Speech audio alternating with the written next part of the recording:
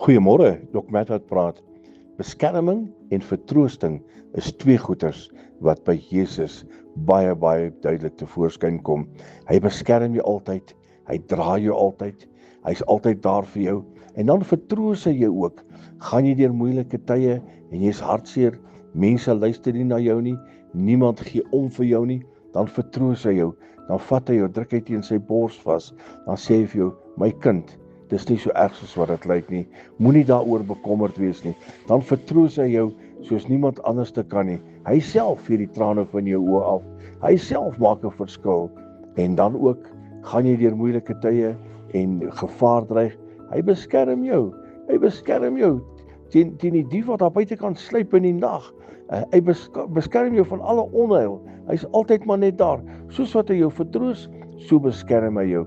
Dis mos die moeite werd om so God te ken, so God te eer, te loof en te aanbid.